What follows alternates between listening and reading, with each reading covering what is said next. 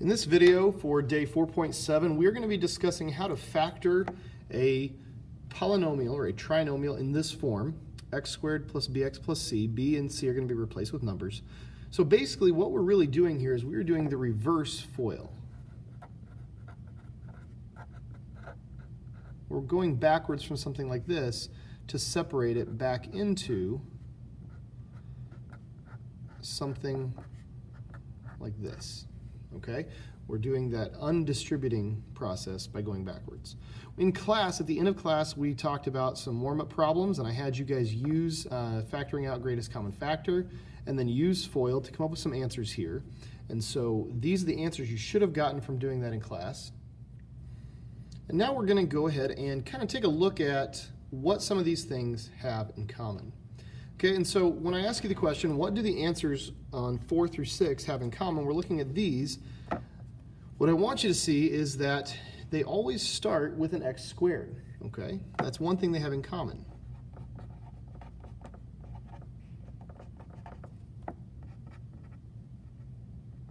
Okay, they start with this x squared term. There's no number in front of it, and the power of x is always 2. So we're kind of focusing mainly on some key characteristics of this to help set up how we go through these problems. Okay, so it's always like they're in this form where it's x squared plus or minus some other number plus or minus some other number. Now this number always has an x with it in the middle, and then the last number has no x. It's what we call a constant. Okay, so that's one thing we notice. Also, I want you to notice this, and you may not have noticed this.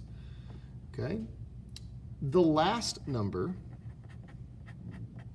of every one of these can be found by doing these last two digits multiplied together. Okay, they're the result of multiplying the last two of these. The middle number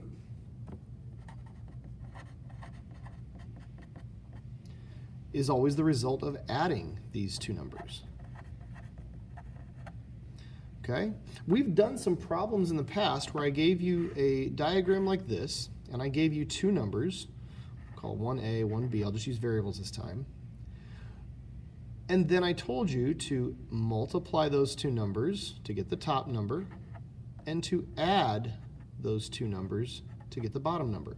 We call these diamond math problems. Well, we're going to use those today to set up these kinds of answers.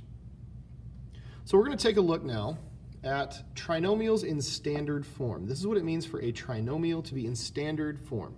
All it means is that the x squared goes first, then the middle term is just x, and the last term is what we call a constant. Okay, and so our powers of x are actually decreasing. We go from a 2 down to a 1 to having 0 factors of x at all. But we are just looking at today when this first number in front, okay, which we call the lead coefficient, tough word, the lead coefficient, meaning the coefficient at the beginning when it's in standard form, is 1. Okay, so we would say a equals 1 here because we don't write it. If it goes away, it doesn't equal 0, it just goes to 1. Okay, so on each one of these, c is our constant. B, that term in the middle, is called the coefficient of just x, or x to the first. And a is the coefficient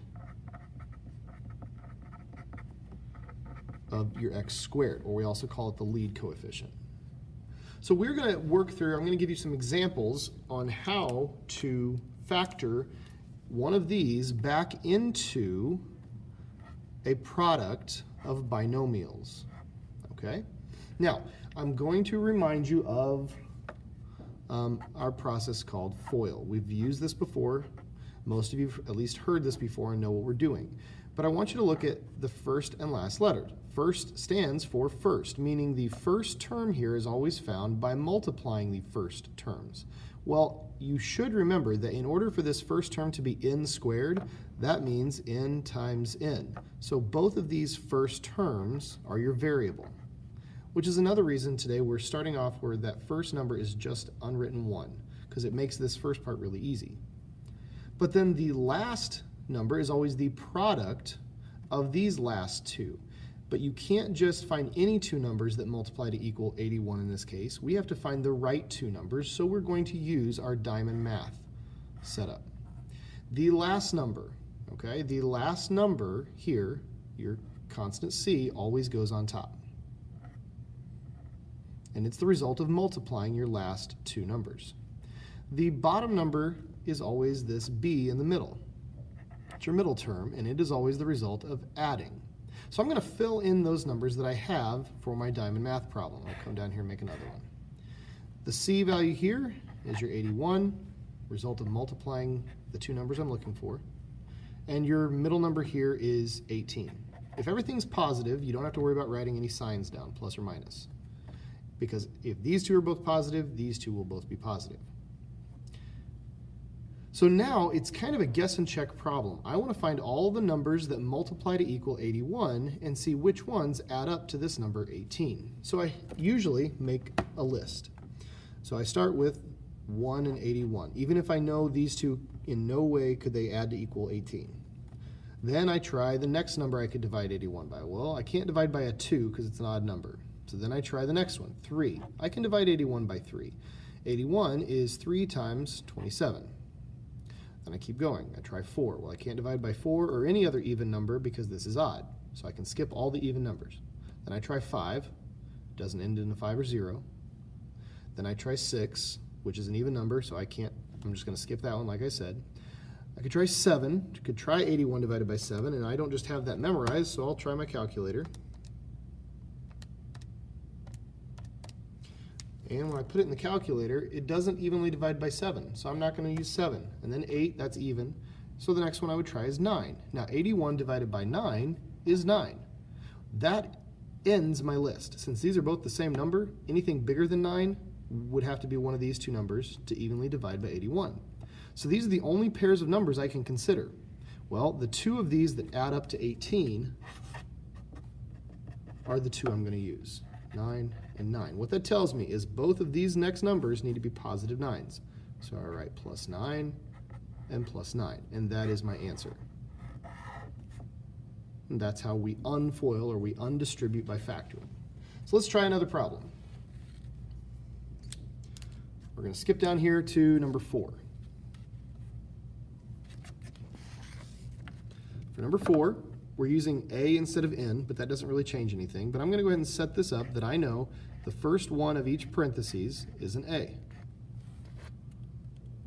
And then I'm going to set up my diamond math problem. This last number goes up top, and this middle number goes on bottom. Notice I did not include the variable with either one. I just put the numbers. So I want the numbers that multiply to equal 15, but add to equal 8. Some of you will see these right away. Others need to see the full list. So in the video here, I'm going to make the full list. I start with 1 and 15, but they add up to 16. Then I would try 2, but 2 can't go into 15 evenly. So then I try 3. Well, 3 and 5 will be my next two. And in fact, that's all I have, because I can't divide by 4 either, so I'm back at 5. So those are the only two pairs of numbers I can use to get 15. Well, the two of them that add up to 8 are these. 3 plus 5 equals 8. So 3 and 5 are my numbers, so it's A plus 3 and A plus 5. Now, I don't really care if I put the 3 first or the 5 first. It does not matter. I would accept either answer.